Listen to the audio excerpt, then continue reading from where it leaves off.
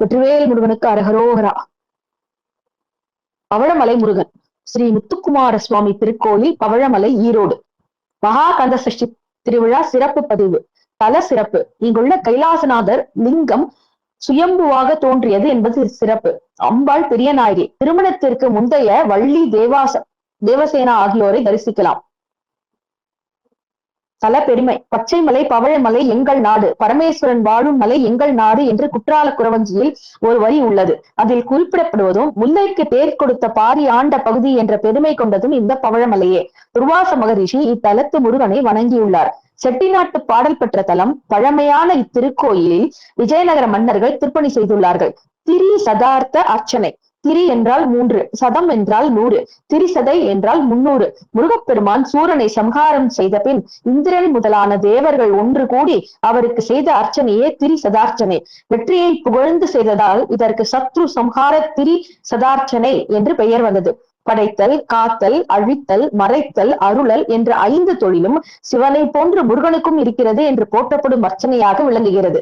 சூரசம்ஹாரம், வள்ளி தேவாசேனா கல்யாணம், தந்தைக்கு உபதேசம், தேவர் குலம் காக்க பிரம்மசாஸ்திரம், பக்தர்களுக்கு அனுக்கிரகம் ஆகிய 6 காரணங்களுக்காக முருகனுக்கு 6 முகம் ஏற்பட்டது. அதிலிருந்து குமாராய நமக என்ற 6 எழுத்து மந்திரம் ஷடாட்சரம் உருவானது.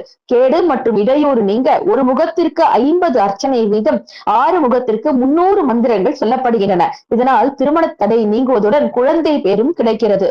அரசியல் வெற்றி, தொழிலில் அபார வளர்ச்சி, எதிரிகளை முறியடித்தல் ஆகியவற்றுக்காகவும் இந்த அர்ச்சனையை செய்கின்றனர். செவ்வாய் தோஷ பரிகாரம். பவழத்தின் நிறம் சிவப்பு. சிவப்பின் அதிபதி செவ்வாய். செவ்வாயின் அதிதேவதி சுப்பிரமணியர். பவழமலையில் திரி சதார்ச்சனை செய்வதன் மூலம் செவ்வாய் தோஷம் நீங்குகிறது. செவ்வாய்க்கிழமை மாலை 5 மணிக்கு பருப்பு பாயாசம், உளுந்தவடை நைவேத்தியமாக படைக்கப்பட்டு திரி சதார்ச்சனை நடக்கும். அதில் பங்கேற்றால் நினைத்தது நடக்கும் என்பது ஐதீகம். தலத்தில் வள்ளி தெய்வயானை. மூலவர் முத்துக்குமார சுவாமி பிரம்மச்சாரியாக எழுந்தருளியுள்ளார். வாயு மூலையில் வள்ளி தெய்வானை முருகனை திருமணம் செய்து கொள்வதற்காக தவம் இருக்கின்றனர். அதாவது திருமணத்திற்கு முந்தைய வள்ளி தெய்வானையை எங்கு தரிசிக்கலாம்? கைலாசநாதர் பெரியநாயகி அம்பாள் சன்னதியும் உள்ளது. செவ்வாய் காலை சுவாமிக்கும் அம்பாளுக்கும் பாலபிஷேகம் செய்யப்படுகிறது. கைலாசலிங்கம். முருகன் சன்னதி அருகில் கைலாசநாதர் லிங்கம் அருகில் உள்ள வயல்களில் புதைந்திருந்தது. விவசாயிகள் வயலை உழும் போது லிங்கம் கிடைத்தது. விவசாயிகள் இதனை எடுத்து வந்து கோயிலில் பூஜித்து வருவதால் அதை சுயம்பு லிங்கமாக, தானாகவே தோன்றும் லிங்கம் கருதுகின்றனர். கைலாசநாதரை வணங்கினால் நோய் குணமடைகிறது. ஸ்தல வரலாறு. வாயுவும் ஆதிசேஷனும் தமக்குள் யார் சக்தி மிக்கவர் என்று போட்டி போட்டனர். வாயு புயலாக மாறி வீச துவங்கினார். சக்தி வாய்ந்த மேருமலையே தகர்க்கும் நோக்கத்துடன் தன்னுடைய முழு பலத்துடன் மலை மீது மோதினார். காற்றின் வேகம் தாழாமல் மலையின் சிகரங்களில் ஒன்று பூலோகத்தில் விழுந்தது.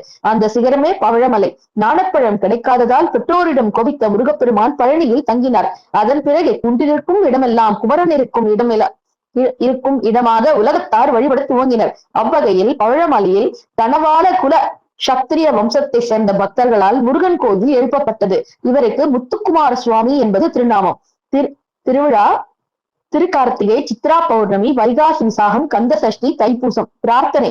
திருமண தடை நீங்க, குழந்தை பேரு கிடைக்க, அரசியல் வெற்றி, தொழில் அபார வளர்ச்சி, எதிரிகளை முறியடித்தல், செவ்வாய் தோஷம் நீங்க, நோய் குணமடைய இங்கு பிரார்த்தனை செய்கிறார்கள். நேர்த்திக்கடன். பிரார்த்தனை நிறைவேறியதும் பக்தர்கள் பால் குடம் எடுத்து பாலாபிஷேகம் செய்தும் காவடி எடுத்தும் தங்கள் நேர்த்திக்கடனை செலுத்துகின்றனர். தரிசன நேரம் காலை 6 மணி முதல் மதியம் 1 மணி வரை, மாலை 4 மணி முதல் இரவு 8 மணி வரை.